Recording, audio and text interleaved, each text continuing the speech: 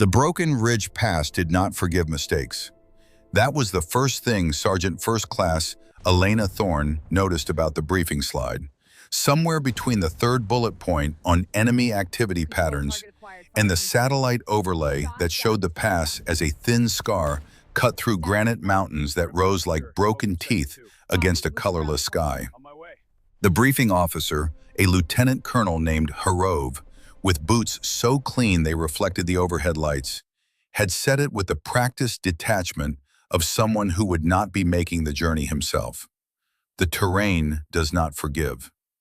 Then he had advanced to the next slide with a click that echoed in the plywood briefing room like a door closing on something already decided. Standing at the back of the room with her rifle case propped against the wall beside her, Elena understood what he meant, not as metaphor, as physics, as the simple, brutal mathematics of elevation and exposure, in the way cold air moved through narrow spaces with enough force to strip heat from human bodies like paint from old wood. The Broken Ridge Pass was a slot canyon carved through the Korengal Range, roughly 400 meters wide at its narrowest point, flanked by vertical granite walls that climbed another 800 meters before leveling into snow-dusted ridgelines that disappeared into low cloud. Wind came through it not in steady, predictable currents, but in slabs of pressurized air that arrived without warning and hit like something solid.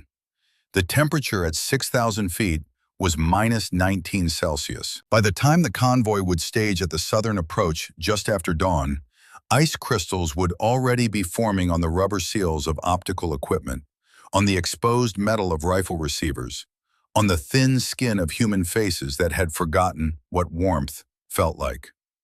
Elena stood apart from the ranger chalk as they filed out of the briefing room. She was attached. That was the word the operations officer had used when he introduced her to Captain Reed Macklin 3 days ago, speaking the syllable with a particular flatness that made it clear the arrangement was temporary and not entirely welcome. Attached to Bravo Troop, 3rd Ranger Battalion, as a precision fires asset for this particular operation. Her job was overwatch. Her weapon was a Shayak M300N chambered in 408, a rifle that in the right hands and the right atmospheric conditions could reach beyond 3 kilometers with enough retained energy to deliver lethal effect on human targets. She had carried it 2,000 meters over broken rock the previous night during the infiltration approach to Forward Operating Base Keller, and she had not complained once. Not when the straps cut into her shoulders, not when her boots lost purchase on scree slopes, and she had to catch herself with her free hand against stone so cold it burned through her glove. Not when the ranger in front of her, a staff sergeant whose name tape read Voss, had looked back with an expression that fell somewhere between skepticism and irritation, and said, "Keep up," in a tone that suggested he expected her not to. She was 29 years old. She had 3 combat deployments on her record and a service jacket that a general officer had once described during an award ceremony as exceptional, which was the kind of praise that sounded good in front of formation, but meant very little in the field, where the only thing that mattered was whether you could do the job when the job needed doing. She had 4 confirmed long-range kills, the farthest of which was 2,191 meters, achieved during her second deployment in a city whose name she was not permitted to speak in any official capacity. A shot that had taken her 3 minutes to set up, accounting for wind drift and the Coriolis effect, and the way heat rose from sun-baked concrete in waves that bent light like water bends the image of objects beneath its surface. A shot that had required her to calculate the precise moment when all variables aligned, and then trust that calculation enough to press a trigger and send a piece of machined, copper-jacketed lead on a trajectory that would intersect with a human being more than 2 kilometers away. That shot was her unit record. It was also, she understood from the way certain people looked at her during mission briefings, the outer limit of what they believed she was capable of. Not because the shot itself was in question. The ballistic data had been verified. The target confirmed. The tactical outcome documented in after-action reports that lived in classified databases where such things were cataloged and studied by people whose job was to extract lessons from violence. Number. The doubt lived in a different place, in the space between what had been done and what might be asked. In the question of whether a woman, even an exceptional one, could be relied upon when the distances grew longer and the stakes grew higher and the margin for error collapsed to something measured in fractions of a degree and single digits of wind speed. Staff Sergeant Garrett Voss made that doubt clear the next morning at the vehicle staging area. He was Bravo Troop's senior vehicle commander, a man in his late 30s with the kind of broad frame and loud voice that came from 18 years of never being contradicted by anyone who mattered. He had Gulf War deployment patches on his right shoulder and a combat infantryman badge above his ribbons, and a way of looking at equipment that suggested he was mentally calculating its tactical value and finding it insufficient. When he looked at Elena, she understood that in his calculation, her tactical value was somewhere below the spare tire mounted on the back of his MRAP. "You're the fires attachment," he said. Not a question, a statement that carried the weight of assessment already completed. "Sergeant First Class Thorne," she replied. "Yes." He looked at her rifle case, then at her, then at the ridge line that rose to the east of the staging area, like a wall built by something that predated human ambition. "This isn't a training range," he said. "I know," she replied quietly. He did not respond further. He turned to the first vehicle in the convoy and began running through his pre-combat checks with the methodical precision of someone who had done this enough times that the sequence had become autonomic. She watched him for a moment, then moved to the rear of the formation, where the last Humvee sat with its engine running and its exhaust creating small clouds in the frozen air. The convoy was 5 vehicles, 3 MRAPs with reinforced armor and mine-resistant V-hulls that could survive most improvised explosive devices if the placement was poor and the luck was good. 2 Humvees that were older and lighter and carried less protection but could navigate terrain the MRAPs could not. 18 Rangers plus her. Their objective was a logistics node 6 kilometers north of the pass, a confirmed weapons cache that Signals Intelligence had been tracking for 11 days through a combination of intercepted radio traffic and pattern of life analysis that showed consistent movement to and from a compound built into the side of a mountain where no legitimate business had any reason to exist. The plan was direct action at dawn. Move through the pass, hit the cache, extract before midday when the weather window would begin to close and helicopter support would become impossible. Clean, fast, decisive. The kind of operation that looked simple on a map and became complicated the moment human beings tried to execute it in terrain that had been killing people since before maps existed. Elena had read the operational plan 3 times. She had studied the satellite imagery until she could close her eyes and see the route traced in her mind like a scar. She had asked twice during planning sessions about drone reconnaissance over the ridgelines that flanked the pass at its midpoint, where the canyon narrowed to its tightest restriction and the walls rose highest, and the tactical problem of moving through a natural choke point became most acute. Both times she had been told that ISR assets were committed elsewhere. Priorities had been established at levels above the planning zone. The drone coverage they had would focus on the objective area and the immediate approach. The pass itself would rely on speed and the assumption that any enemy observation posts would be oriented north toward the objective, rather than south toward the route of approach that had been deliberately chosen for its reputation as impassable and therefore unwatched. She had identified a position on the eastern ridge anyway, a rock shelf visible in the satellite imagery, approximately 500 meters above the pass floor and 2 kilometers from the convoy's projected route at the midpoint transit. Natural defilade on 3 sides, perfect sightlines down the length of the canyon, the exact kind of position a competent enemy would use if they wanted to control the pass without exposing themselves to direct fire from the canyon floor. She had flagged it in her notes. She had brought it to the attention of Sergeant First Class Callum Briggs, the senior NCO who served as an advisor to Captain Macklin, and who carried himself with the quiet authority of someone who had been doing this job since before half the Rangers in Bravo Troop had been born.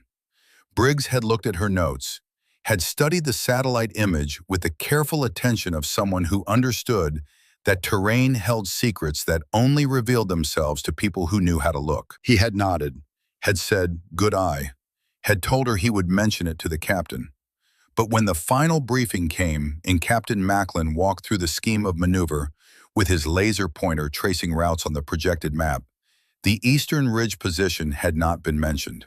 No contingency for pre-positioned overwatch, no discussion of counter-sniper protocols, just the convoy route and the objective and the extraction timeline and the confidence that came from men who had done this kind of thing before and survived and therefore believed they would survive again.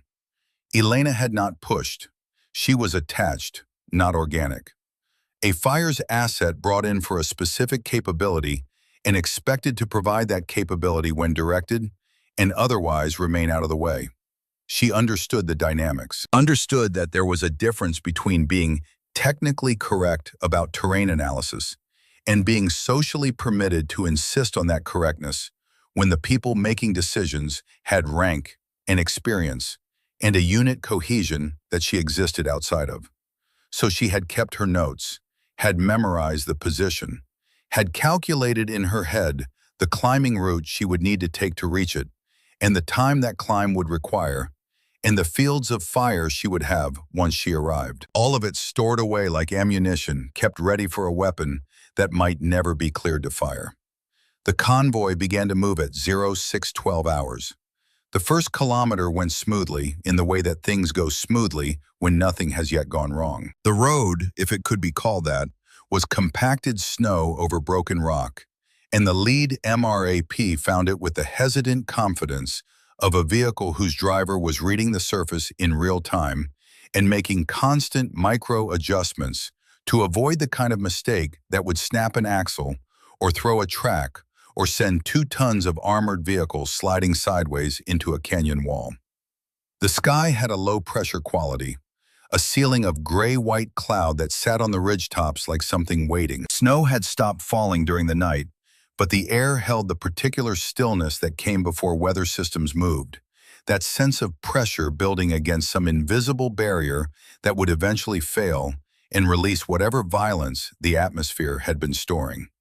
Elena rode in the back of the last Humvee with Private First Class Owen Hale, 19 years old and in his 3rd week of his first deployment. He was trying very hard not to look afraid, which meant he was failing at it in the way that everyone failed when they were very cold and the radio was crackling with transmissions that used words like "danger close," and the walls of a mountain pass were closing in on either side like the world was narrowing to a slot through which they had to thread themselves on faith that the slot would not close before they made it through. "You ever work with precision fires before?" Hale asked her. His voice carried the studied casualness of someone trying to make conversation to fill the silence that would otherwise be occupied by fear. "First time?" she asked. He nodded. His rifle lay across his lap, and his hands kept finding reasons to check it. Magazine seated, safety on, bolt forward. The nervous motions of someone who needed to touch something real to confirm that reality was still operating on principles he understood. "Don't worry," she said. "I'll try not to shoot you." He managed a smile that didn't quite reach his eyes. "That's good. I'd appreciate that." The radio crackled. "Ghost 6, this is Ghost 2. Vehicle 2 in position. Steady progress. Estimate arrival phase line Charlie in 12 mics." "Ghost 6 copies," came Captain Macklin's voice from the second vehicle. "All elements maintain interval. Comms check in sequence." The convoy continued north. The pass walls grew higher. The sky grew lower. Somewhere in the distance, Elena heard the sound that granite made when wind moved across it at certain angles. A low-frequency moan that was almost subsonic, something you felt in your chest before you heard it with your ears. At kilometer 2, the drone assigned to Bravo Troop lost signal. The ranger monitoring the feed in the third vehicle reported it with the flat affect of someone reading instrument failure from a checklist. Ghost 6, ISR is down. No visual. Sergeant First Class Briggs, whose voice on the radio carried the weight of experience measured in decades rather than years, keyed his handset. How long? Unknown. Signal drop clean. Could be terrain masking. Elena looked at the ridgeline to the east. The cliff face was sheer and dark, the kind of rock that had been compressed under impossible pressure until it became something harder than the forces that tried to break it. Snow clung to ledges in shadowed recesses where overhangs caught it and held it against the wind. Between the eastern and western walls, the convoy moved like something threaded through a needle, and Elena understood with sudden clarity that if someone wanted to stop them, this was where it would happen. She reached for her rifle case. Her hand was on the latch when Voss's voice came through on the vehicle net. Thorne, maintain position. I'm prepping my system, she said. We're still moving. You don't need your system while we're moving. She did not argue. She closed the case latch but kept her hand on it, and she kept her eyes on the eastern ridge where the rock shelf she had identified sat invisible from this angle, but present in her mind like a three-dimensional map she could rotate and examine from any perspective. 3 minutes later, the radio began to skip. Not full interference, just fractures in the transmission. Syllables that arrived broken and incomplete, as if someone had taken a recording of human speech and removed every third word.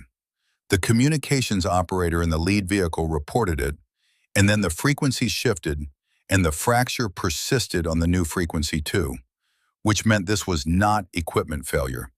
This was active jamming, deliberate, targeted, and very close. Elena put her hand back on the rifle case. Ghost 6, she said on the net. I'm requesting permission to establish an overwatch position on the eastern wall. Elevation gain of approximately 60 meters would give me coverage of the saddle point at kilometer 3. I can be in position in 8 minutes. Silence on the net for 4 seconds. Long enough for her to hear her own heartbeat. Long enough to understand that the silence was not technical difficulty, but consideration. The sound of a commander weighing a request against doctrine and mission timelines, and the dozen other variables that lived in the space between what was tactically sound and what was operationally convenient. Then Captain Macklin's voice came back, and she heard in it the tone of a decision already made. Negative, Thorne. Distance to the saddle is 1,100 meters. Any contact point beyond that is out of your effective range. My effective range at this altitude and temperature is... I've read your file, he said, cutting her off. 2,191 meters confirmed. We're talking potential contact distances of 2,500 meters or more on the far ridgeline. You don't have that. She thought about correcting him, thought about explaining what the Shayak M300 could do in the right atmospheric conditions and in the hands of someone who understood long-range ballistics at altitude. Thought about her training data, her dope charts, the 3 years she had spent at the high-altitude precision fire school at Fort Carson, where she had made shots at distances that existed in the gap between manufacturer specifications and what was actually possible when you understood the physics deeply enough to bend them. She said none of it, because she understood that this was not about ballistics. This was about something harder to quantify, about the difference between what had been done and what might be attempted, about the risk calculation that happened in a commander's mind when the person asking for authorization was someone he had known for 3 days and whose presence in his unit was temporary and whose failure would reflect on his judgment in ways that would follow him longer than any success. Captain, she said, keeping her voice level, the jamming signature suggests we have someone running electronic warfare within 2 kilometers of our position. That's coordinated. Coordinated means command and control. Command and control means there's a designated fires controller somewhere on that ridgeline, with line of sight to the whole pass. Macklin was quiet for 2 seconds. That's speculation. It's tactical inference based on, "You're the fire's attachment, Thorne, not the intel officer. Maintain position at rear vehicle. Out." The transmission ended with a particular silence that came from a conversation being terminated by authority rather than completion. Elena looked at Hale, who was watching her with the expression of someone trying to understand whether what he had just witnessed was normal or whether he should be worried. "Is something out there?" he asked quietly. "Not on the net, just one soldier to another in the back of a vehicle, moving through a canyon that felt like it was closing in around them with every meter traveled." Elena looked at the eastern ridgeline. Somewhere up there, 2,000 meters away, and perhaps 500 meters above them, was the position she had identified on the satellite image 3 days ago.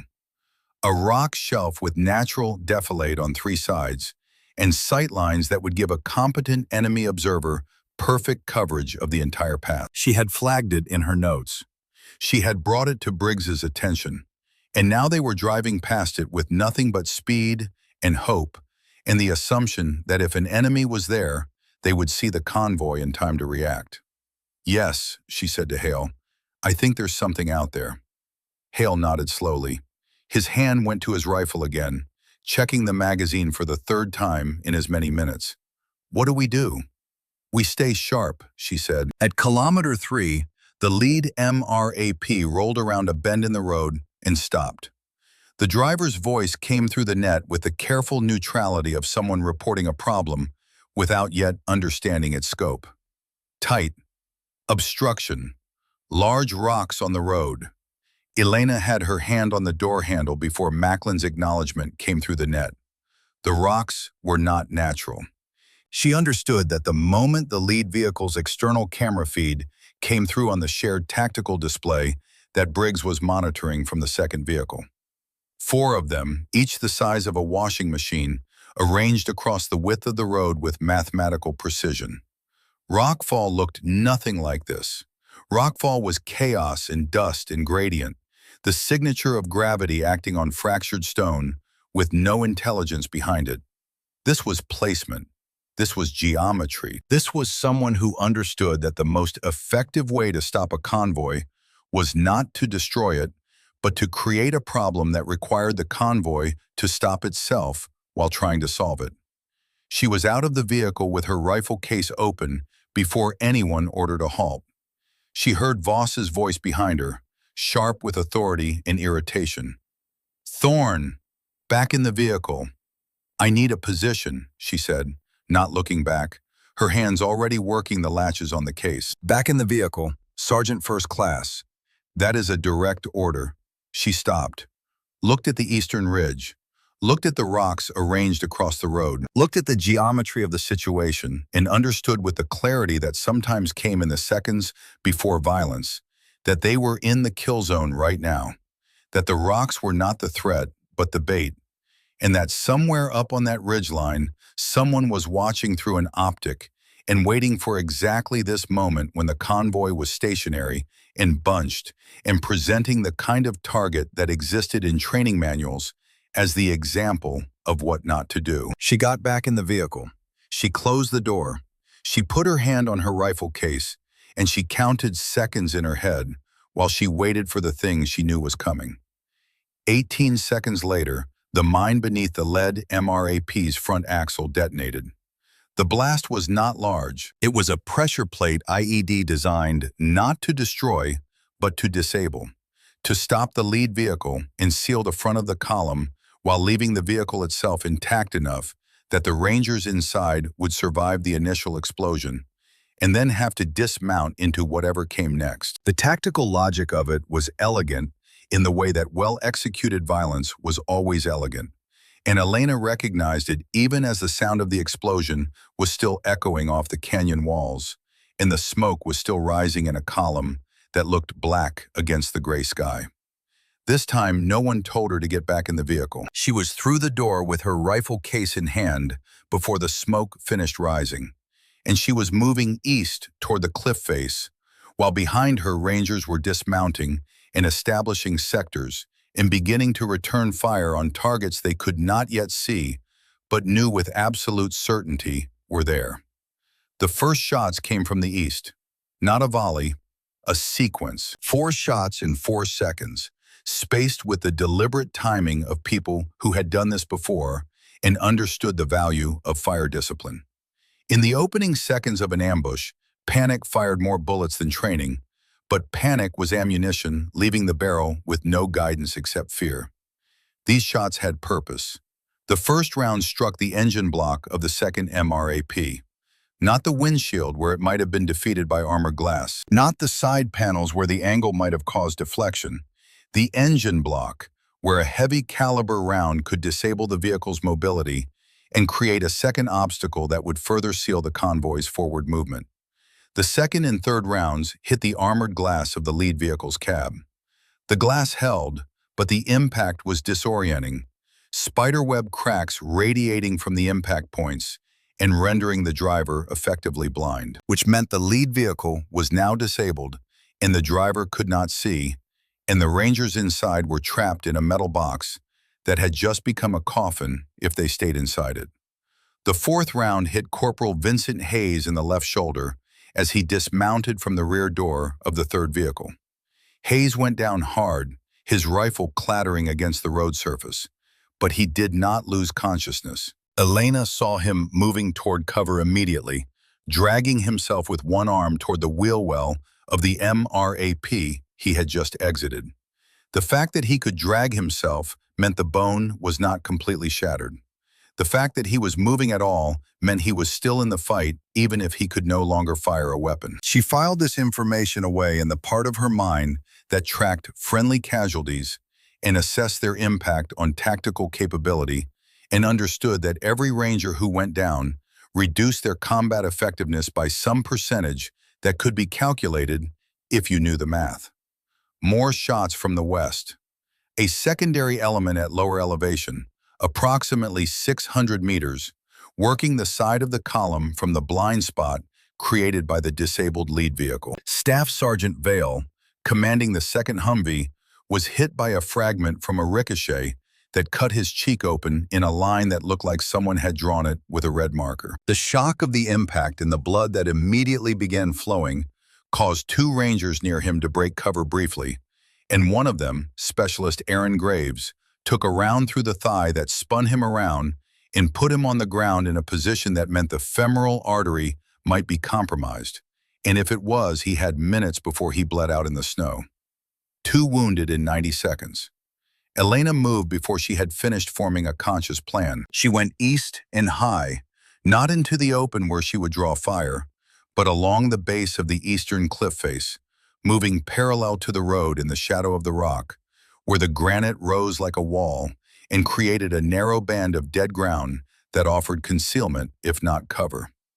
The stone was cold enough to pull heat from her glove on contact. She moved fast, staying low, her rifle case slung across her back, and her eyes scanning the rock face ahead for the route she had calculated in her mind 3 days ago when she first studied this terrain and understood that if she ever needed to reach the high ground, this was how she would do it.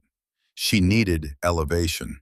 She needed at least 40 meters of elevation gain to see over the curve of the road and into the rock shelf position she had identified on the satellite image. There was a rubble slope 70 meters ahead where a section of cliff face had fractured and collapsed sometime in the past decade, creating a ramp of broken granite that climbed at an angle steep enough to be difficult, but not steep enough to be impossible.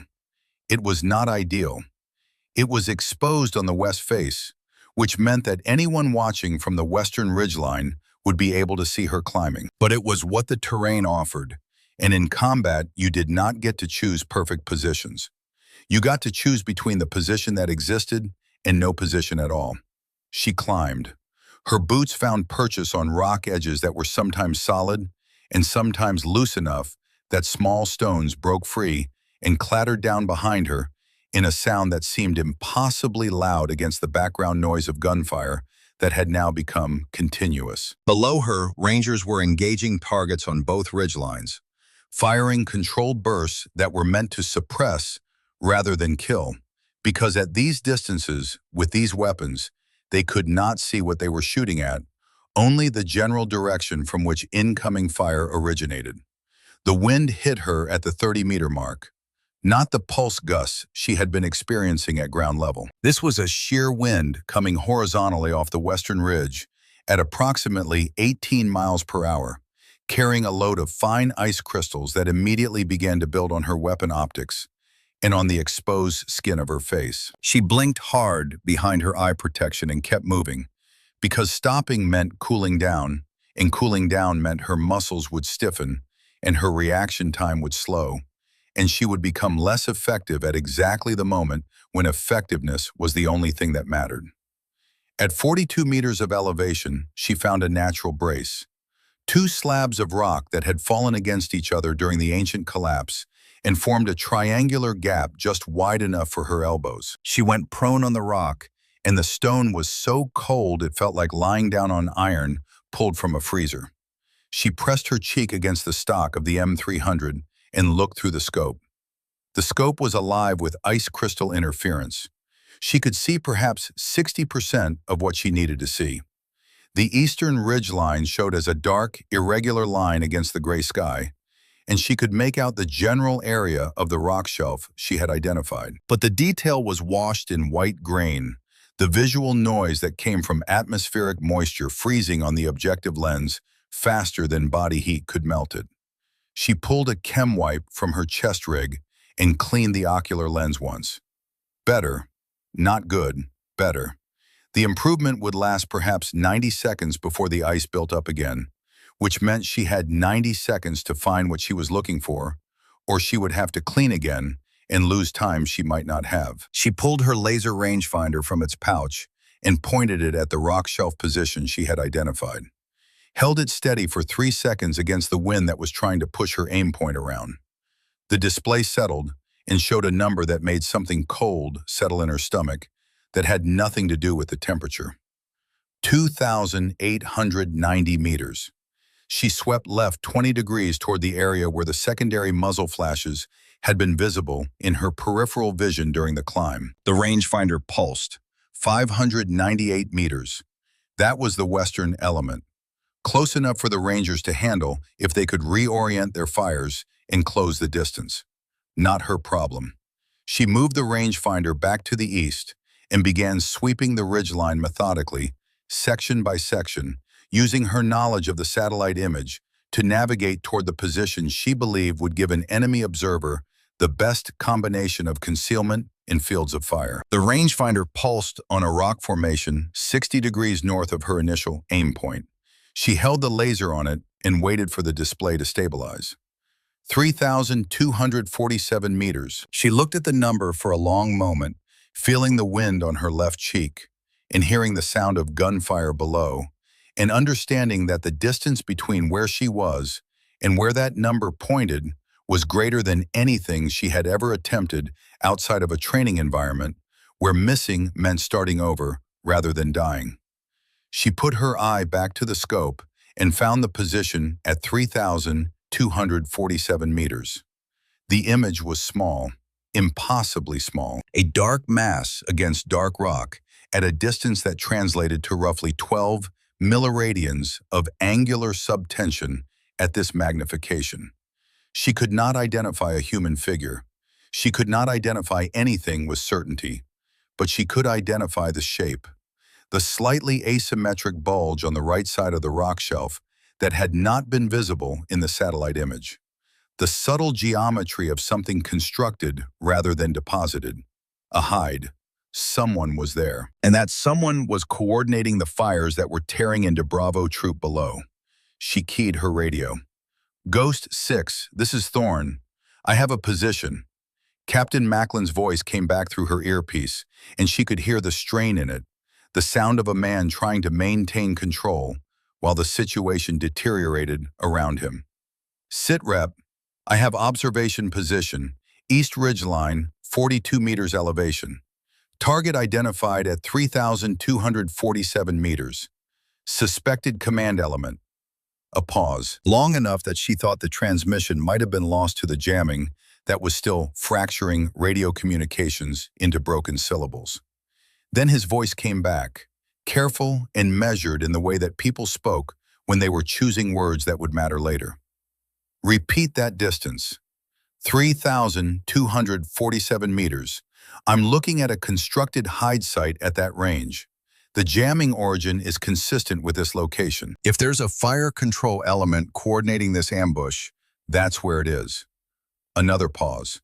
She could hear gunfire through his earpiece now, not hers. The ambient sound of the firefight below bleeding through his radio before he transmitted. She did not look down. She kept her eye in the scope, watching the dark shape at 3,247 meters for any sign of movement. That's beyond capability, Thorne. She had expected this, had known from the moment she saw the rangefinder reading that this conversation was coming, had rehearsed in her mind the words she would use to explain that manufacturer specifications were conservative by design, that the Shayak M300's maximum effective range was not a hard ceiling, but a statistical probability curve, that at altitude with proper atmospheric corrections, the weapon system was capable of delivering lethal effects well beyond the 2,000-meter figure that appeared in the technical manual. No, sir, she said, it is not. The Shayak's maximum effective range specification is 2,000 meters. That is a marketing figure designed for liability protection. At altitude with correct atmospheric doping and confirmed ballistic data, this system is capable of lethal effect at this range. I have confirmed impact data from my own shooting at ranges in excess of 3,000 meters at the Fort Carson high-altitude facility. This is not a range, he said. No, sir, it is not. Silence for 3 seconds. She could feel the wind on her left cheek, steady pressure from the west, a reference point she was using to gauge atmospheric conditions at her elevation. The wind at the target elevation would be different, stronger probably, coming from a slightly different angle. She would have to estimate it based on snow displacement patterns she could barely see through the scope interference. Thorne, you are not clear to fire at this time. Await instruction. Below, she heard a sound she recognized without looking. The flat crack of a precision rifle from the eastern ridgeline. Not the scattered fire of suppression or panic. A single shot, aimed and deliberate. Someone down there had just been hit by someone up here who was choosing targets with care and shooting with the kind of accuracy that came from training and good equipment in a stable firing position. She did not look down. She kept her eye in the scope. She thought about the order she had just been given, thought about what it meant to disobey a direct order from a commanding officer during an active engagement. The legal consequences were real and not trivial. Article 92 of the Uniform Code of Military Justice. Failure to obey order or regulation. Maximum punishment, dishonorable discharge, forfeiture of all pay and allowances, 2 years confinement. She thought about Staff Sergeant Voss looking at her at the staging area with an expression that said she did not belong here. She thought about Captain Macklin reading her file and saying 2,191 meters confirmed, with the tone of someone stating a fact that was also a limitation. She thought about Specialist Graves on the ground with a round through his thigh, bleeding into snow that was already red. She thought about Hale, 19 years old, third week in country, trying not to look afraid. She thought about Sergeant Liam Korber, Syria, 14 months ago, a city whose name she could not speak in official contexts, but whose streets she could still navigate in her mind with perfect clarity. She had been providing overwatch for a patrol moving through a neighborhood where intelligence suggested the presence of a high-value target.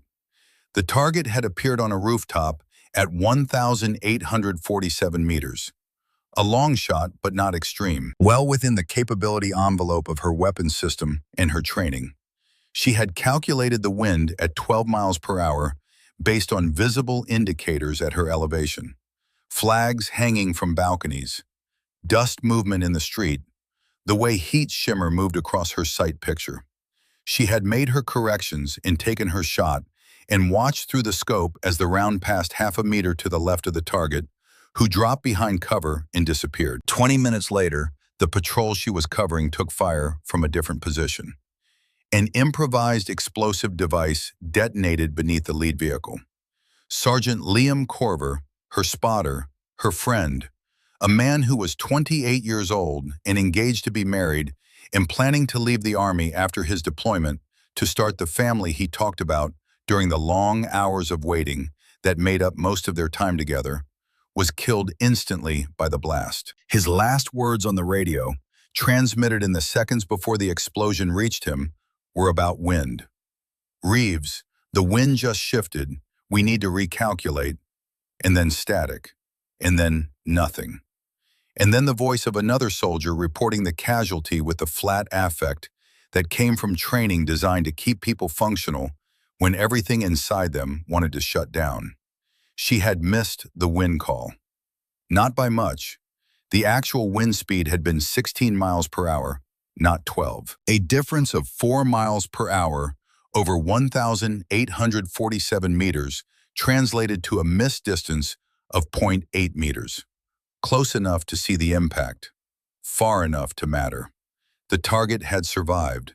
Corver had not, and the mathematics of that exchange had lived in her chest ever since, like a weight she carried separate from her equipment. Every shot after that had been different. Every wind call triple-checked. Every atmospheric variable examined from multiple angles. Every calculation confirmed and reconfirmed until the certainty was absolute.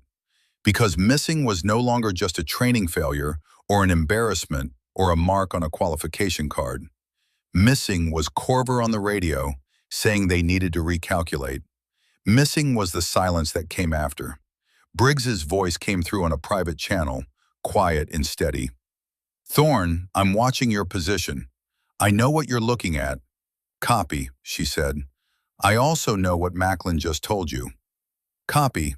She could hear him breathing on the radio, could hear in the background the sound of him moving, probably taking cover behind his vehicle, probably scanning the ridge lines with his own optic, trying to see what she was seeing. "I can't give you an order," he said. "I'm not in your chain of command for this operation.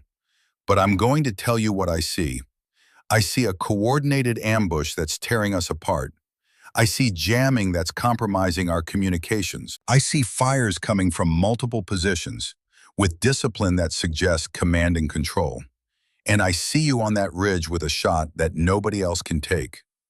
She did not respond, kept her breathing steady, kept her eye in the scope. "You take that shot, you're disobeying a direct order. That goes in your record. That follows you. That could end your career. I know. But if you don't take it, we might not have careers to worry about." The logic was clean. The kind of tactical calculus that made sense when you reduced it to pure mathematics. Rangers were dying below. The enemy command element was coordinating the fires that were killing them. Eliminating that command element would disrupt the coordination and create an opportunity for Bravo troop to maneuver out of the kill zone. The shot was possible. Difficult, but possible. The consequences of taking it were certain. The consequences of not taking it were probable, but worse. She settled her breathing. 4 count in, 4 count hold, 4 count out. The rhythm slowed her heart rate and steadied her hands and created the physiological conditions that made precision possible.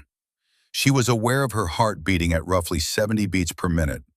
She would time the shot to the rest phase between beats, the cardiac valley where her body was briefly not in motion, where the micro movements of blood pumping through vessels would not translate to scope movement. She began the ballistic calculation. The Shayak M300 firing a 305-grain solid projectile at a muzzle velocity of 915 meters per second. At 3,247 meters, the bullet would be in the air for approximately 3.1 seconds. In those 3.1 seconds, the world would continue moving. The wind would push the bullet. The earth would rotate beneath it. Gravity would pull it down in a parabolic arc that required compensation. The target was at an elevation approximately 580 meters above her current position, creating a shooting angle of roughly 10 degrees. At this distance and angle, she was not just shooting through different atmospheric conditions, but into them. The wind at her elevation was 18 miles per hour from the west.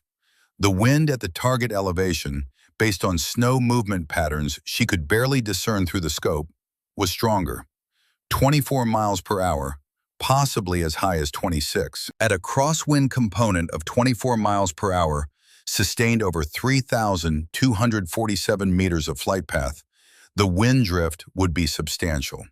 She estimated 2.4 meters of lateral deflection from wind alone, plus additional Coriolis correction for this latitude and azimuth, plus atmospheric density correction for the altitude and temperature. The air at 19 degrees below zero was denser than standard atmosphere, which meant the bullet would retain velocity better, but also experience more drag in the early phase of flight.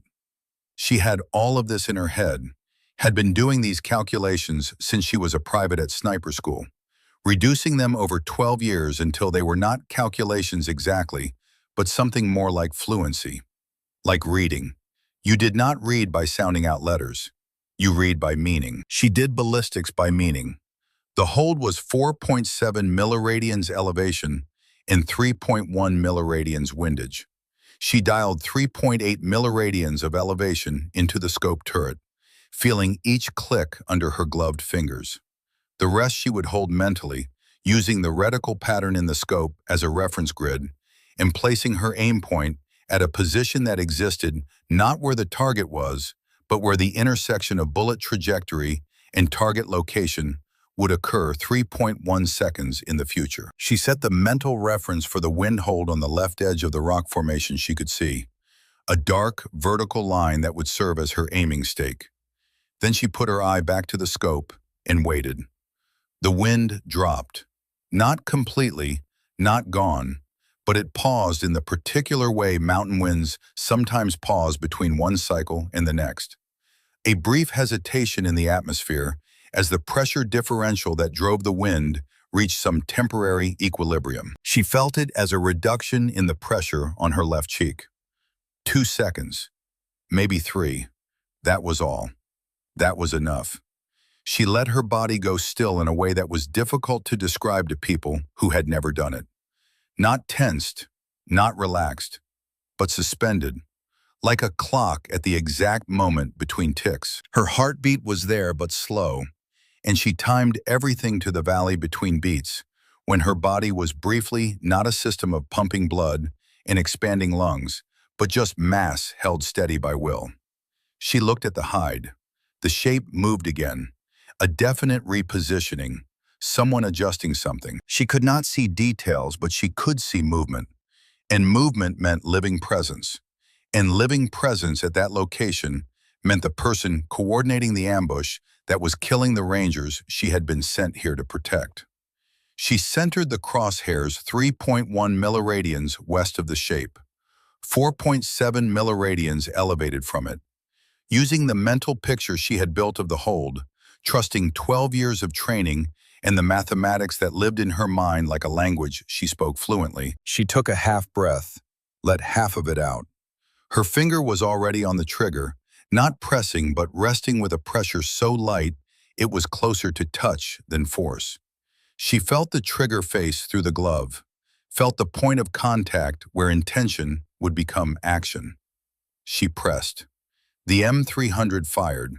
The muzzle blast was immense, a pressure wave that traveled outward in all directions and created a visible cloud of white gas in the negative 19-degree air. The cloud obscured her view for a fraction of a second before the cold wind swept it clear, and she stayed on the glass, kept her eye in the scope, watching the hide at 3,247 meters, while the bullet traveled the distance between them.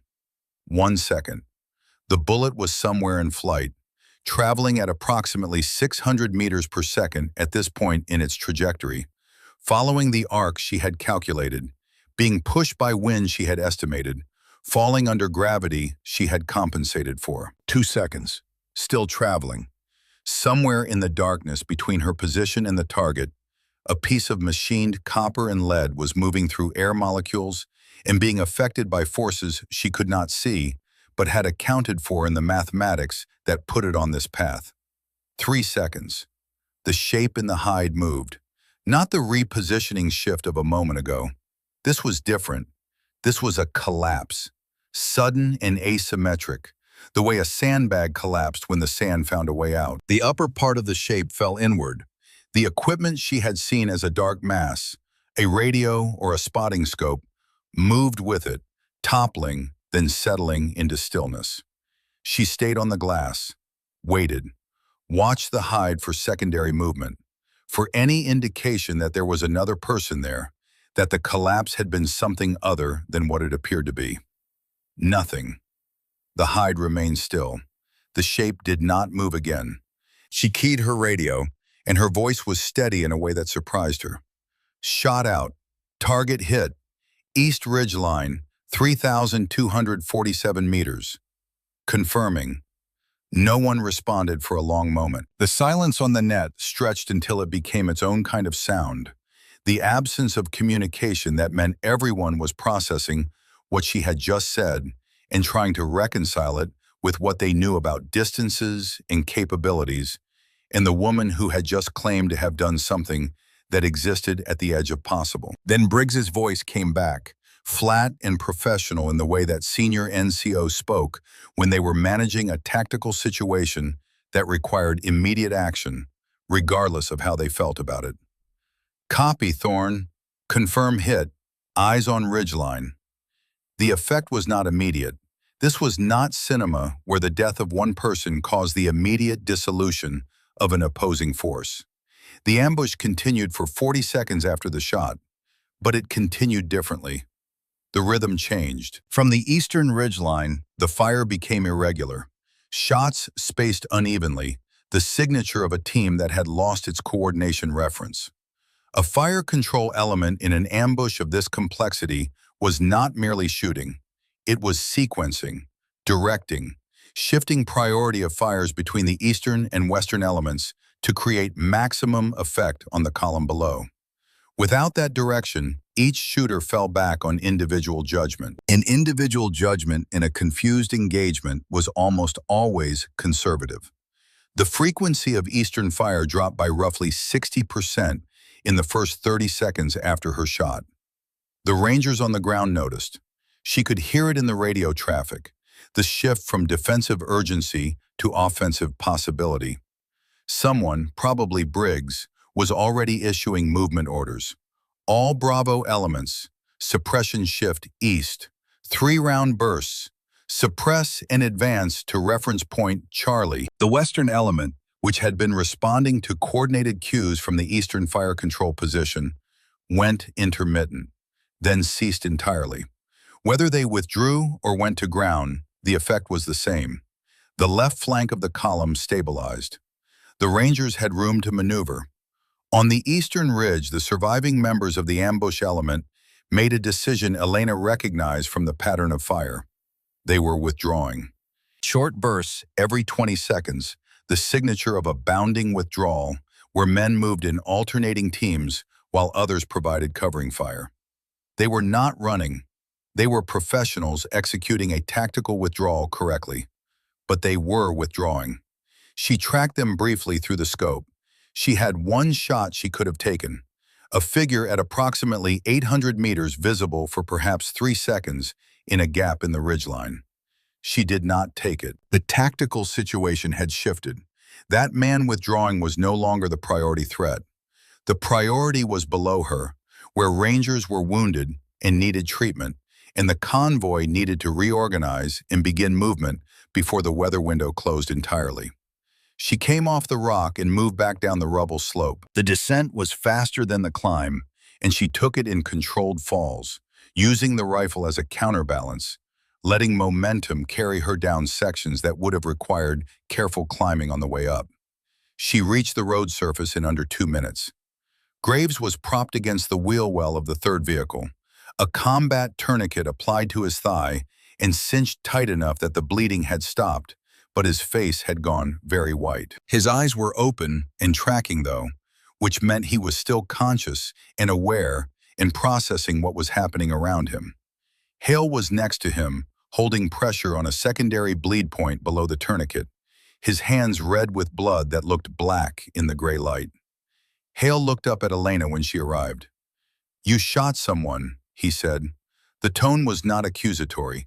It was the tone of someone trying to calibrate reality, trying to understand whether what he thought had just happened had actually happened. "Yes," she said. Hayes was being moved to the 2nd MRAP by the troop medic, Sergeant First Class Daniela Reyes. His shoulder wound had gone through and through, missing bone but tearing muscle in a way that Reyes had described on the net as workable but ugly. He was ambulatory, though his left arm hung useless, and his face carried the particular pallor of someone in shock trying to maintain function through force of will. Captain Macklin found Elena beside the vehicle. He looked at her for a moment without speaking. Around them, Rangers were moving with the focused efficiency of the immediate post-contact period. Casualty collection, security establishment, vehicle assessment. All the procedures that existed because someone had learned the hard way what happened when you forgot to do them. "That's shot," he said finally. "Yes, sir." Another moment of silence. She could see him working through something, some calculation that involved what she had done and how she had done it and what it meant for the situation they were in, and the situation he would have to manage when they returned to base and began the administrative process that followed any engagement where orders were disobeyed and results were achieved. "I'll need to document it," he said. "Yes, sir." He looked at the eastern ridgeline, at the distance, at the space between where she had been and where the target had been. He said nothing else, turned and moved back toward the command vehicle, where Briggs was already coordinating the next phase of movement. The helicopter could not come. The weather system that had been holding at the northern approach to the pass moved south with the speed that high-altitude weather systems sometimes moved. 15 minutes between manageable and impossible. By the time Reyes had Hayes and Graves stabilized for movement, the ceiling had dropped 300 meters, and the wind speed at the designated landing zone coordinates was 41 knots. The Air Mission Coordinator gave it to them straight on the radio, his voice carrying the regret of someone who understood what no air support meant, but could not change the physics of rotary wing flight in conditions where rotor wash would create brownout and wind shear would make controlled descent impossible. No rotary wing until conditions improve. Estimate 2 to 3 hours. Macklin made the decision without hesitation, and Elena respected him for that. The ability to accept bad options and choose the least bad without delay was a quality that separated competent commanders from dangerous ones. We move south on foot, leave the disabled vehicle, 45-minute movement to the southern staging area. The road was not viable for the remaining vehicles. The IED had created a crater that made the first 100 meters impassable, and the rockfall obstruction remained in place behind them. On foot, in snow, carrying 2 casualties, with an unknown number of adversary elements still somewhere in the terrain. It was not a good option. It was the only option. Elena took rear guard. This was where she had started, at the back of the formation. But the position meant something different now. Rear guard in a movement under potential pursuit was a critical role, not a dismissal. It required someone who could move independently, maintain situational awareness, and engage threats without requiring constant supervision. Macklin had not discussed the assignment with her. He had simply looked at her after issuing movement orders and said, "Thorn, rear guard, 30 meters separation," and she had understood that this was acknowledgement of a kind that did not require words. She moved at 30 meters behind the last element of the main body, scanning back the way they had come, watching for movement in the upper terrain, checking the road surface for disturbances that might indicate hasty emplacement of secondary devices. The snow was falling again, not heavy but steady, the kind of precipitation that would cover tracks within an hour and reduce visibility to a few hundred meters. At the 20-minute mark, she saw them, 2 figures approximately 1 kilometer back along the road surface. They were moving south, following the same route Bravo Troop was using, maintaining what looked like tactical spacing. Whether they were remnants of the Western element who had gone to ground rather than withdrawn, or a pursuit element from the Eastern ridgeline, she could not determine from this distance. What she could determine was their pace, which was faster than the main body's movement rate, limited as it was by the speed of the litter carry. She keyed her radio. "Ghost 6, this is Thorn. 2 elements behind us, approximately 1 kilometer, closing." Macklin's response came back immediately. "Can you interdict?" She looked at the terrain. The road curved here, and the 2 figures were visible through a gap in the curb that would close as the angle changed. She had perhaps 90 seconds before the geometry shifted and they disappeared behind rock. She went prone in the snow. No rock pile this time, no elevated position, just the road surface, which was compacted ice over gravel that pulled heat from her body the moment she made contact. She settled the rifle and found the 2 figures in the scope. 860 meters. Difficult conditions, but not extreme range. She was cold and tired, and her hands had lost some of their precision in the temperature and the exertion of the climb and descent. She knew this. She accounted for it in the same way she accounted for wind and distance, adding a small margin to her hold to compensate for the degradation in her own performance. She shot the lead figure's center mass. The recoil pushed her back slightly against the ice, and she recovered and tracked to find the second figure. He had already reacted, diving to the side of the road with the speed of someone who understood what the sound of incoming fire meant. She tracked him for 3 seconds as he reached cover behind a boulder that jutted from the road cut. She held her crosshairs on the position. He did not come back out. She got up and moved south, checking behind her periodically to verify that the second figure remained in cover. The snow was falling harder now, reducing visibility and creating the kind of atmospheric conditions that made long-range shooting increasingly difficult. She did not mind. It worked both ways. If she could not see potential threats clearly, potential threats could not see her clearly either. At kilometer 3.8 of the withdrawal, Voss fell. Not from a gunshot, from terrain. A section of road surface that had been undermined by snowmelt and then frozen had cracked under his weight, and his right leg had gone through to the knee. The jagged ice edge had cut into his lower leg significantly, a wound that was not life-threatening, but was definitely not ambulatory. He had been moving at the back of the main body, 30 meters ahead of Elena, and she arrived at the same moment as 2 other rangers moved to help him. She saw the evaluation in their eyes, the quick situational calculus. They already had 2 casualties on litters. 3 was a different problem. 3 was a question of load distribution and movement speed, and whether everyone made it out or whether someone got left behind with a radio and a promise to come back when conditions allowed. She slung her rifle across her back. "I've got him," she said. She put Voss's arm across her shoulders. He was 6'2" and 220 pounds. She was 5'7" and 140.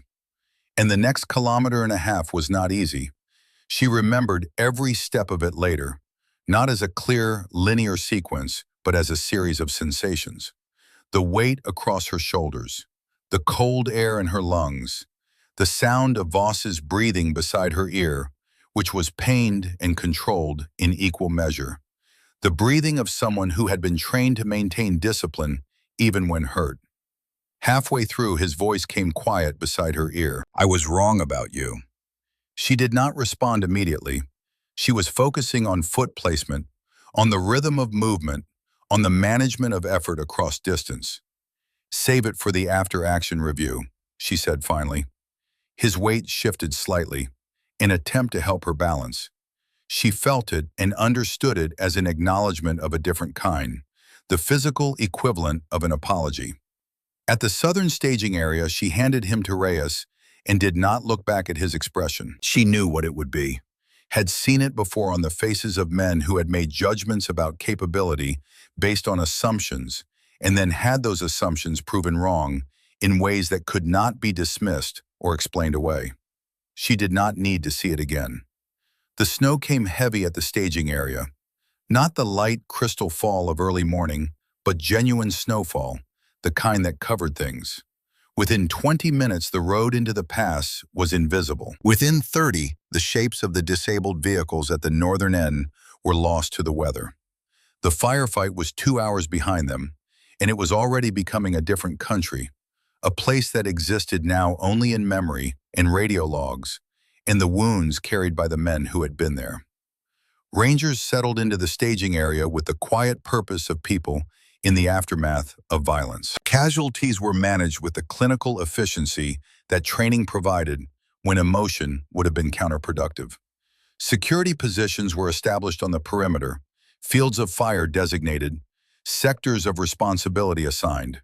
Equipment was accounted for with a kind of inventory discipline that seemed pedantic until you understood that in environments like this, a missing piece of gear could mean the difference between functional and compromised. The rituals of unit maintenance in the field gave structure to the time and kept hands occupied.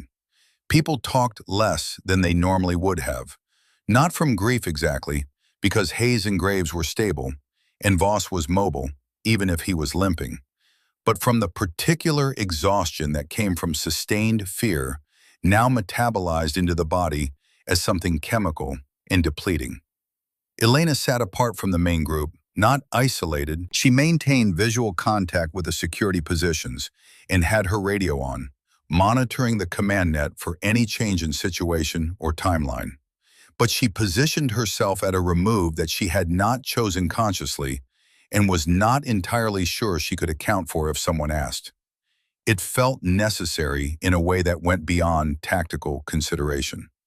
A physical distance that matched some internal requirement for space to process what had happened without the pressure of observation. Briggs came and sat beside her after a while. He was a man in his early 40s with a kind of lean build that came from decades of physical work rather than gymnasium training. He had a quietness about him that was different from Macklin's command presence and different from Voss's aggressive certainty. His quiet came from experience deep enough that he no longer needed to prove he had it. He looked at the pass entrance, now invisible behind the falling snow, for a long moment before he spoke. "That shot is going to get documented," he said. His voice was conversational, factual. "I know you disobeyed a direct order to take it." Elena did not respond immediately. She was watching the snow fall, watching the way it accumulated on the equipment scattered around the staging area, softening the hard edges of military hardware into shapes that looked almost geological. "You were right about the jamming," Briggs continued. Intel confirmed it in the debrief prep communications with battalion.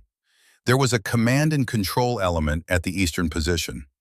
Electronic warfare capability, fire control coordination, the whole package, exactly what you said. She still did not answer.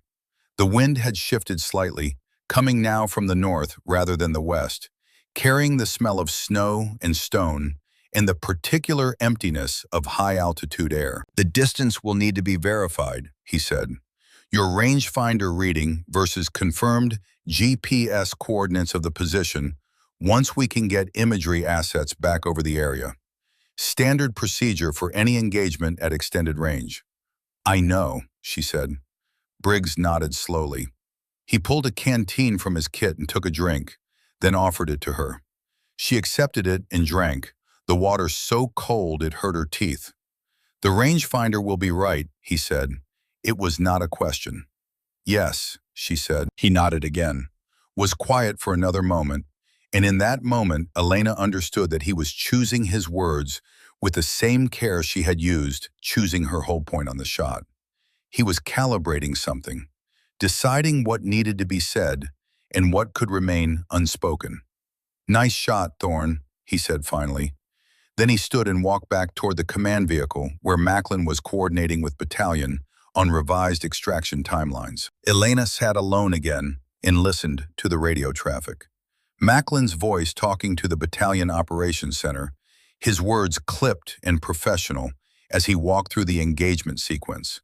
She caught fragments, casualty report, fires asset, confirmed effects at range, and then a pause, and then standby for distance verification. The operations center came back. She did not hear the words, but she heard the tone, the particular cadence of a headquarters element that had just received information it found noteworthy enough to require confirmation. Macklin's voice again, measured and deliberate. Roger that. Copy all. 3,247 confirmed. The snow kept falling.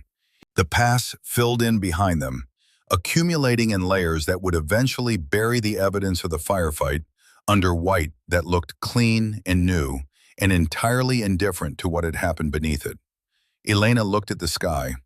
The gray ceiling was lowering further, settling toward the mountaintops with the weight of weather systems that had nothing to do with human timelines, or extraction windows, or the need for helicopter support. She was very cold and very tired, and she thought that this was probably the quietest she would feel for a long time. There would be debriefs and documentation and questions from people who had not been there about decisions made by people who had. There would be conversations about effective range and manufacturer specifications and the difference between training results and combat application. There would be administrative processes that would take what had happened in 3.1 seconds and expand it into forms and reports and recommendations that would follow her through whatever came next. But right now, in this moment, sitting in the snow at a staging area while the weather closed in around them, she felt a kind of stillness that was different from the stillness she had cultivated on the ridge. This was not the suspended animation of the body preparing to fire. This was something more like acceptance. The understanding that she had done what needed doing and that the consequences would be what they would be, and that worrying about them now would change nothing. The Battalion Tactical Operations Center at Forward Operating Base Keller ran a shift change at 1600 hours. The incoming watch officer, Captain Samantha Drury, received the handover brief from her predecessor in the standard format. Current operations, pending reports, personnel updates, intelligence summaries. The information presented in the efficient shorthand that headquarters elements use when communicating among themselves, assuming shared context and common understanding of the acronyms. She received it standing with coffee in hand, mentally cataloging the items that would require her attention during her shift and filing away the items that were informational only. She was ready to move on when her predecessor, First Lieutenant Cord Ramsey, reached the fires report. She stopped moving when she heard the numbers. "Read that back," she said. Ramsey looked at his tablet, and his expression suggested he had been waiting for this reaction. "Precision Fires Asset, Bravo Troop. Confirmed lethal effect at 3,247 meters. Rangefinder confirmed against GPS coordinates." Drury set down her coffee with the care of someone who needed both hands free to think clearly. "That's a world record," she said. "It may be," Ramsey said. He had the expression of someone who had been looking at the number for 2 hours and had not fully made peace with what it implied. The official record for a confirmed sniper kill held by a Canadian warrant officer in 2017 was 3,540 meters, a shot that had taken the shooting community more than a decade to surpass, and that still sat in the public record as something close to an engineering problem solved rather than a purely human act of marksmanship. What Sergeant First Class Thorne had done was not at that extreme distance, but it existed within the territory of distances so large they stopped feeling like marksmanship in the traditional sense and started feeling like something else, like applied physics, like mathematics made manifest in the physical world, like the kind of capability that required explanation because it sat beyond what most people believed possible. Drury pulled up the raw report on her own tablet and read it carefully. Read the atmospheric conditions, minus 19 Celsius. Estimated crosswind 18 to 24 miles per hour. Shooting angle 10 degrees elevated. Target elevation gain 580 meters. She did rough ballistic calculations on a notepad, working through the holdover and wind drift and time of flight, and arrived at numbers that were demanding but plausible, given the right equipment and the right atmospheric window and the right person behind the rifle.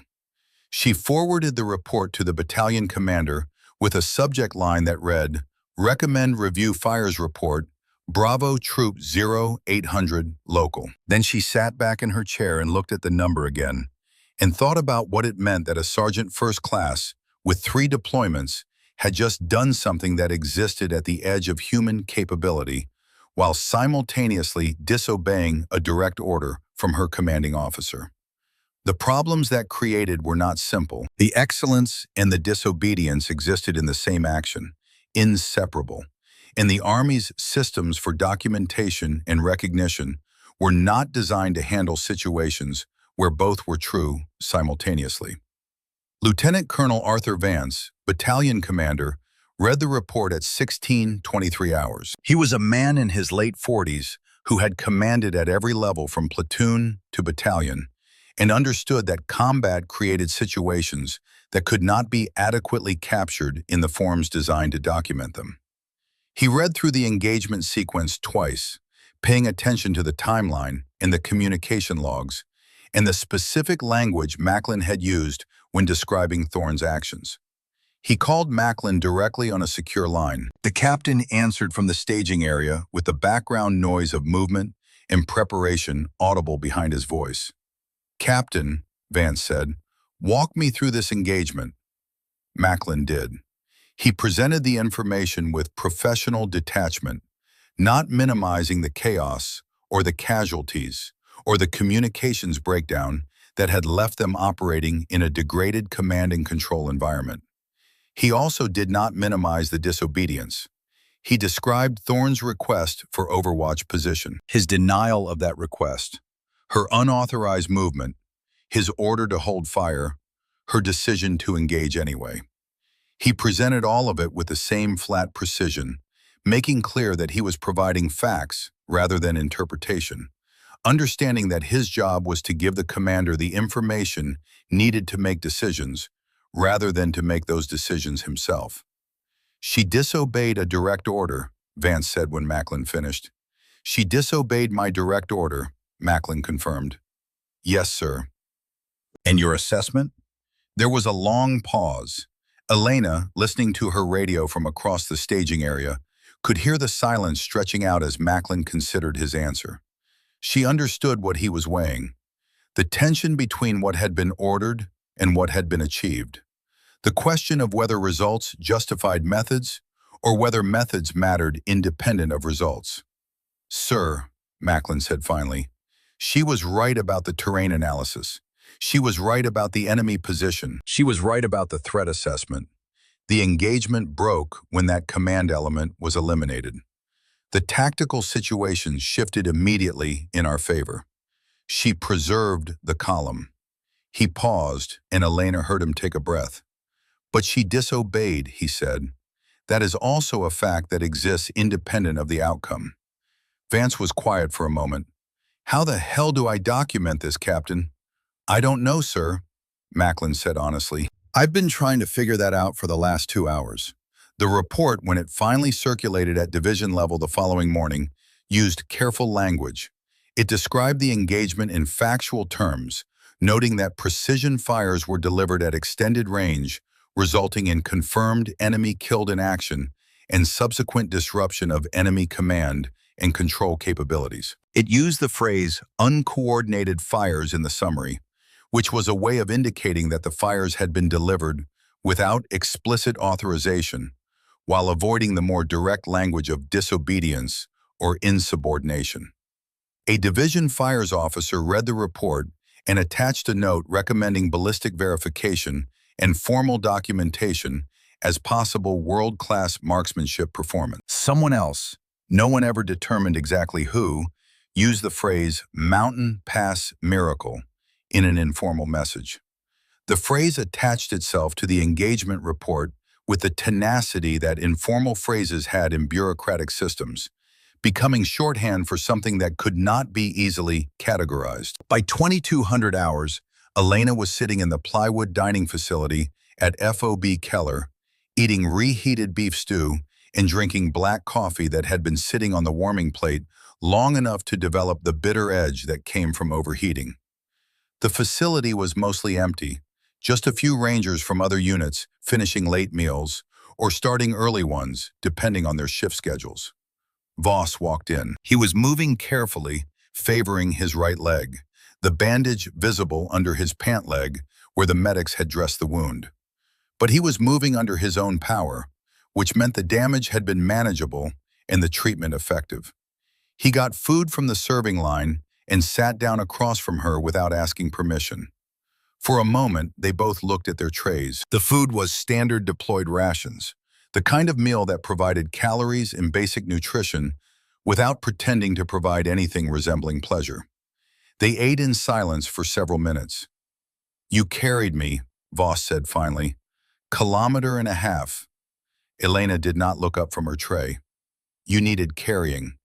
He ate another spoonful of stew, set down his fork, looked at the tabletop as if the wood grain contained information he needed to read carefully. "I told you this wasn't a training range," he said. "You did," she confirmed. Another silence. He was not a man who apologized easily. She could see that in the way the words were arranging themselves behind his expression. The visible effort of someone trying to find language for something he was not accustomed to articulating. "I was wrong," he said, "about your capability, about what you could do."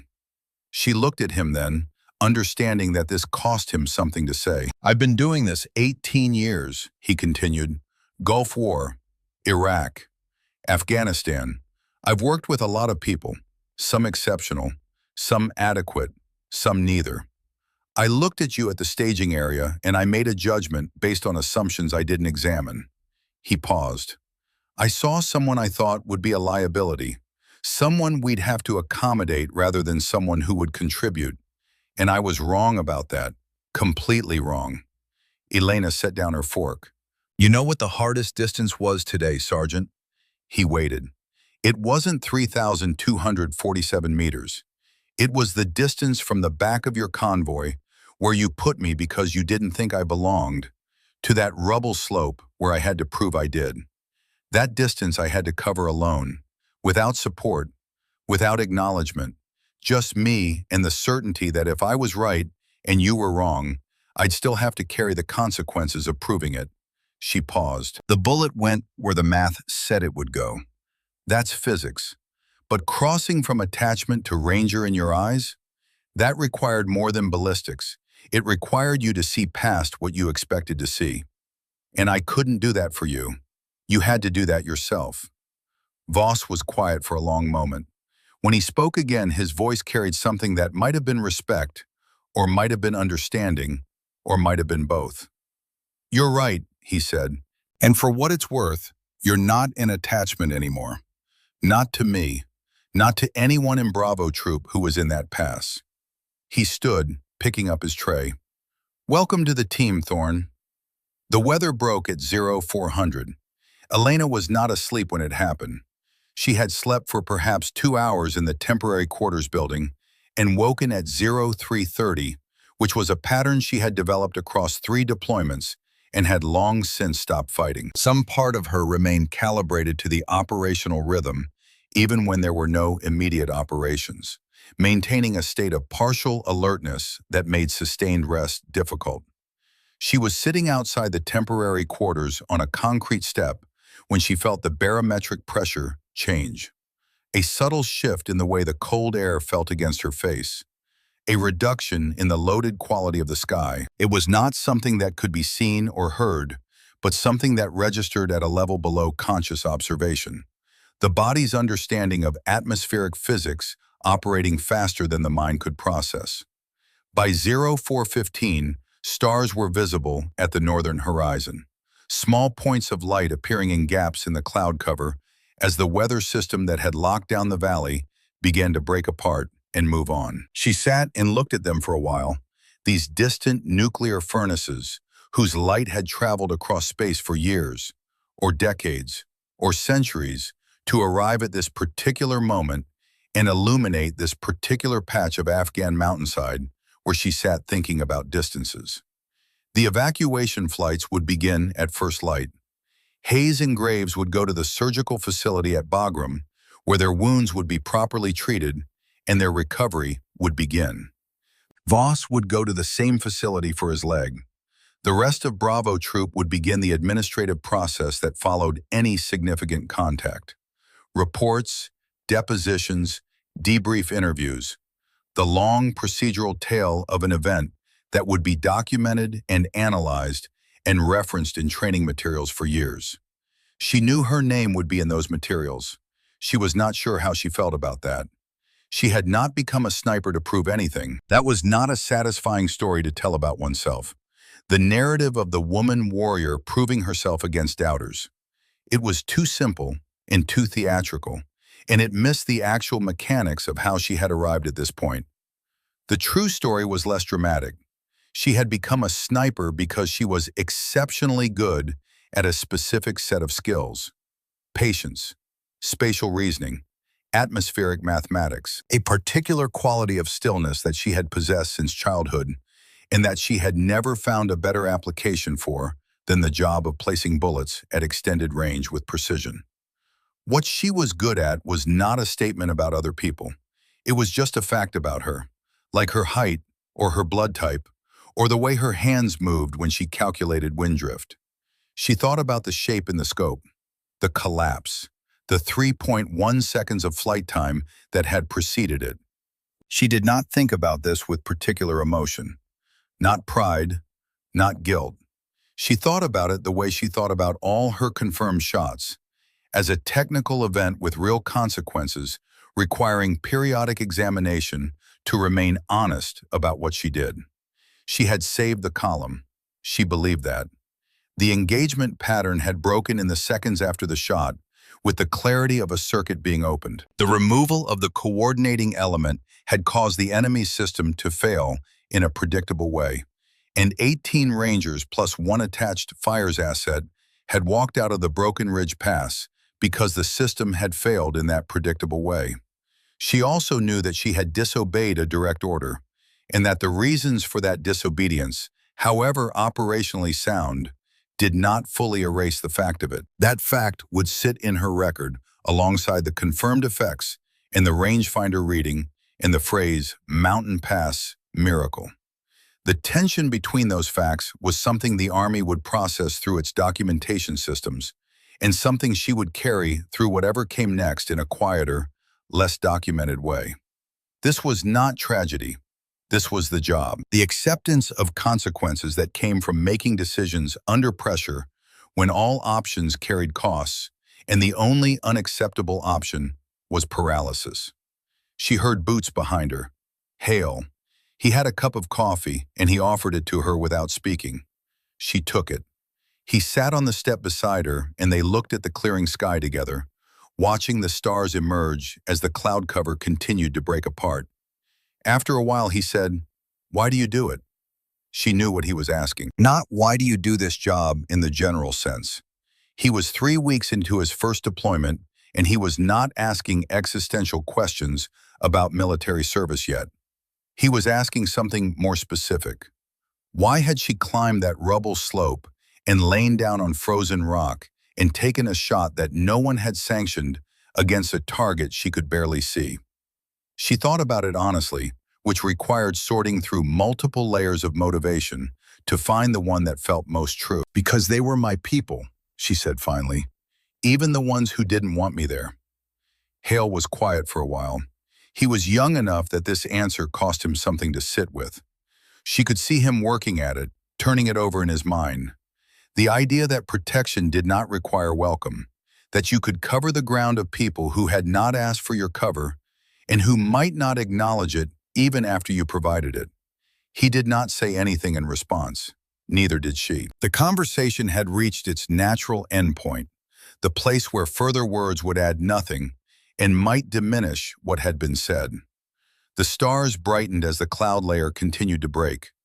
The gray line of dawn appeared at the eastern ridge, not the ridge where she had taken the shot, but a different ridge, the one that marked the boundary between the night just ending and whatever came next.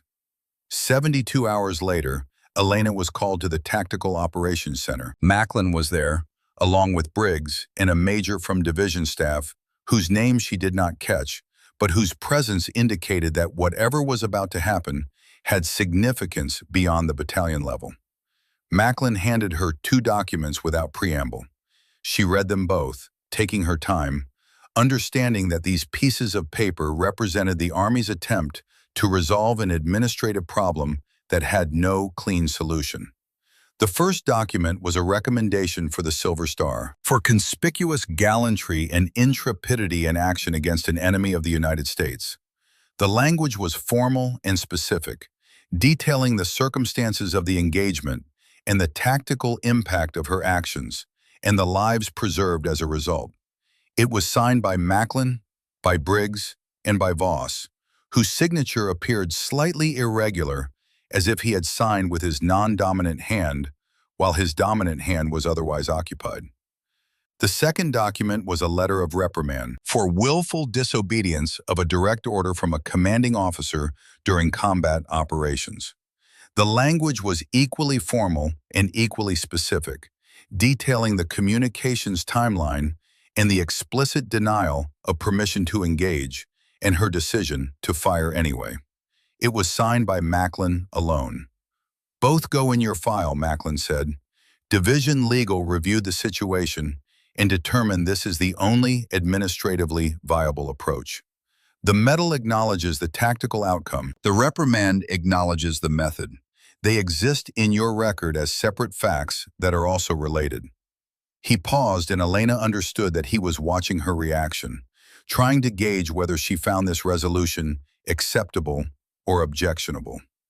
"They're also asking if you'll consent to media coverage," he continued. "The distance and the conditions make this noteworthy from a public affairs perspective. There's interest in documenting the shot for recruiting purposes and general awareness of precision fire's capabilities." "No," Elena said.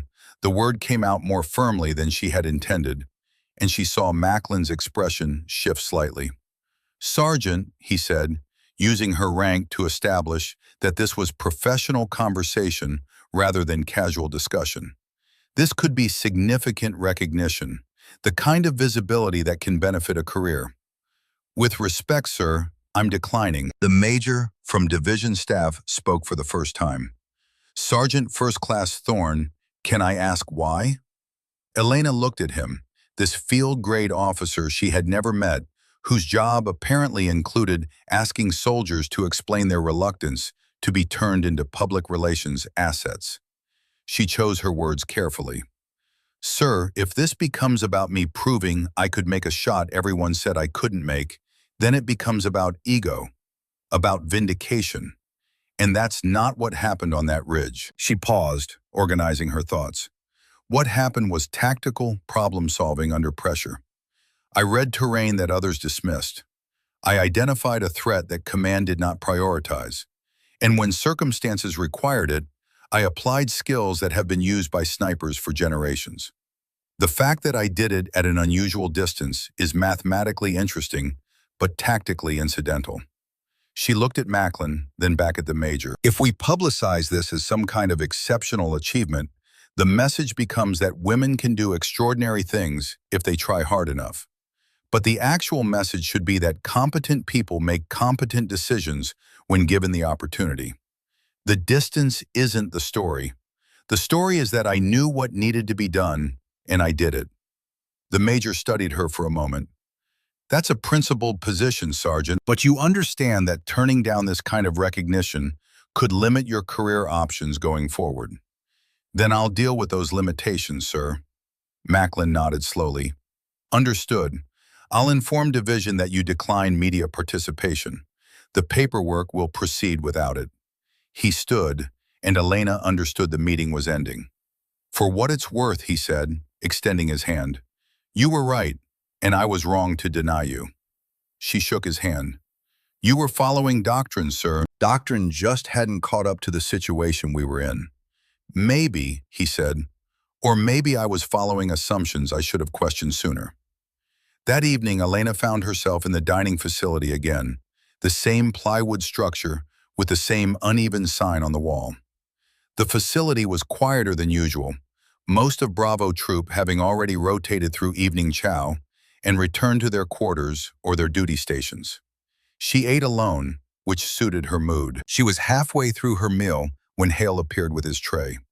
He hesitated for a moment, as if asking permission, and she nodded toward the seat across from her.